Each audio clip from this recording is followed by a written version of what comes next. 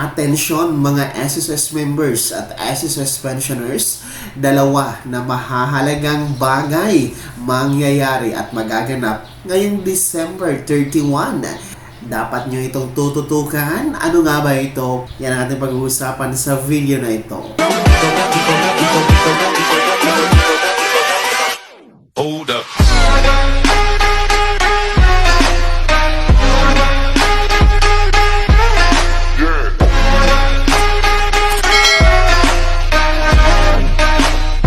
Hello mga ka-vlogs! Welcome dito sa aking YouTube channel. Magandang araw po sa lahat ng mga manonood.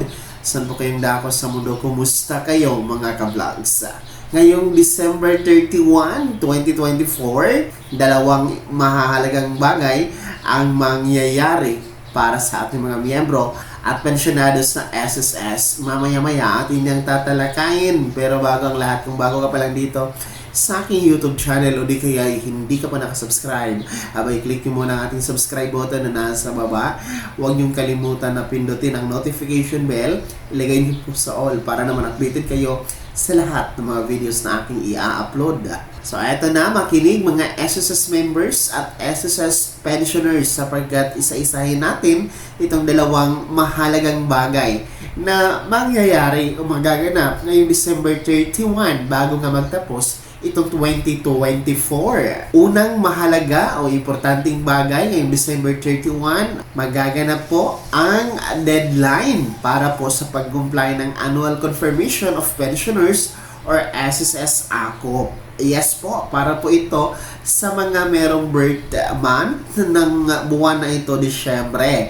No, sa mga nagsiselebrate po ng birthday ngayong buwan ng Disyembre, kayo po ay required na mag-comply ng ACOP. Retirement pensioner po ba kayo?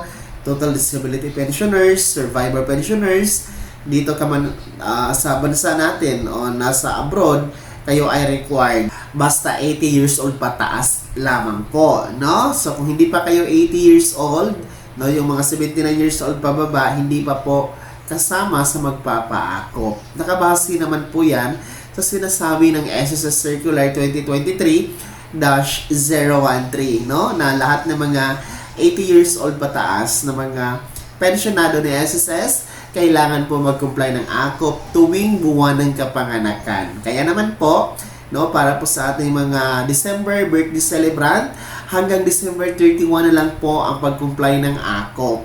So, pwede po kayong mag-comply sa pamamagitan ng pag-walk-in o pagbisita po sa pinakamalapit na SSS branch na nasa inyong lugar. Mag-fill up po kayo ng form na ACOP doon, then mag-submit po ng SSS ID or UMID. Kung wala naman po, pwede naman po ang ibang valid ID, no? It's either primary or secondary ID. Then, kung hindi po kayo makakapunta po sa SSS branch, no? Sa pamamagitan ng walk-in, pwede naman po kayo magpa-ACOP, no? Sa pamamagitan po ng inyong authorized representative. So, magpadala lamang po ang ating pensionado ng authorization letter, yung kanyang SSS ID or UMID, o di kaya any government issued ID. Then, yung authorized person din po or authorized representative, kailangan din po ng one valid ID. And meron pa po tayong ibang paraan paano mag-comply ng ACOP. Ito po yung sa pamamagitan ng video conference, no, online. Para po ito sa mga nasa abroad kadalasan, no, pwede dito sa ating video conference dahil malayo naman po kung nasa iba yung dagat kayo o OFW kayo, tapos uwi lang kayo ng Pilipinas para mag-comply ng ACOP. So parang ano na din po, no, medyo mahirap din po, kaya online na lamang po sa pamamagitan ng video conference. Ang mangyayari po, mag-email kayo muna kay SSS para i-request po ang inyong video ACOP, video conference, no? And then si SSS naman po, hihingi po ng personal information ninyo regarding the pensioners or the beneficiary para sa mga survivors or dependent children. And then after that, si SSS po ay magsiset po ng schedule kailan po isasagawa yung video conference para po makomply ang inyong SSS AKOP. Then, meron din po tayong paraan no, sa pag-comply ng AKOP sa pamamagitan po sa mga selected banks. No? Nasa screen nyo po. Yan po ay dineklara po ni SSS no, na pwede kayong mag-comply ng AKOP dyan. Basta po siguraduhin na kliyente kayo ng mga bangkong yan ha, na nasa screen nyo, mga pensyonado ni SSS. Ayan, ulitin ko, please comply your AKOP, mga December birthday celebrant. Ang deadline po niyan ngayong December 31 na po, kaya mahalaga ang petsa na yan, natandaan ninyo ha, para po tuloy-tuloy ang pagtanggap ng buwan ng pensyon kay SSS at hindi ito po putulin temporary. Pangalawa na mahalagang bagay na mangyayari at magaganap ngayong December 31 ay para po ito sa ating mga Overseas Filipino Workers or OFW na mga SSS members. Sapagkat no, ang SSS po ay naglabas ng isang advisory na nagpapaalala sa lahat ng mga OFW natin na mga SSS members na meron pong hindi nabayaran o arrears para sa kanilang contribution, hindi nakapagbayad simula noong January, no? Buwan ng January hanggang buwan ng September ng taong ito, 2024, abay, ang SSS po ay nagpapaalala sa inyo na ang deadline po ng inyong contribution payment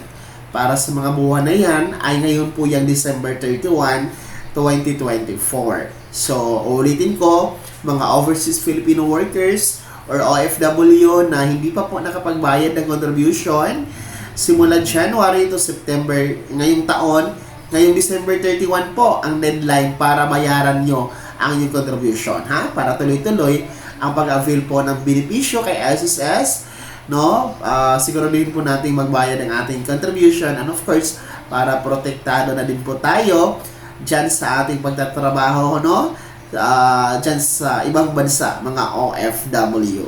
So, ayan po ang dalawang mahalagang bagay, no?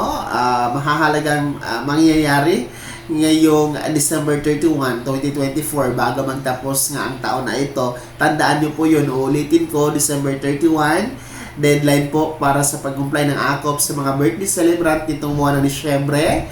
Pangalawa ay deadline po para sa contribution payment, no? Pagbabayad ng contribution para sa ating mga OFW na hindi po nakapagbayad ng contribution simula noong January hanggang September 2024. Kaya naman, mga SSS pensioners, sino po ba sa inyo dito ang merong birthday celebrant ng buwan na ito, Disyembre, at 80 years old pataas? Kayo ba ay nakapag-comply na ng AKOP? O hindi? Pakikomento naman po sa comment section na nasa baba. Pangalawa, sino po ba sa inyo mga SSS members na OFW no, na hindi pa nakapagbayad ng kanilang contribution from January to September ngayong taon na ito? No, pakikomento na din po sa comment section na nasa baba. Bago ako magtapos sa video na to, kung gusto niyo pong sumuporta sa aking YouTube channel, maaari niyo pong i-click ang ating super thanks button na nasa baba. Sa mga gustong maging miyembro, pwede po i-click niyo po ang ating join button. Maraming perks dyan mga vlogs. Be my member now. Sana naging gaway ang video na to kahit paano na pag-uusapan natin ang mga mahahalagang bagay-bagay na may kinalaman sa pagiging miyembro, benepisyaryo at pensyonado sa SSS. Kung hindi ka pa nakasubscribe dito sa aking YouTube channel, maaari nyo nang i-click ang aking subscribe button na nasa baba. Huwag niyong kalimutan na pindutin ang notification bell. Ilagay niyo po sa all para naman updated kayo sa lahat ng mga videos na aking i-upload. Maaari nyo din i-like ang video na to. At kung meron ka pa mga katanungan, maaari nyo i-komento sa comment section na nasa baba. Paki-follow na din po ang aking official Facebook page na nasa screen nyo. Muli po, ako si Daniel Timpawa na nagsasabing dito sa aking YouTube channel, Pawang Katotohanan at lahat totoo lamang na.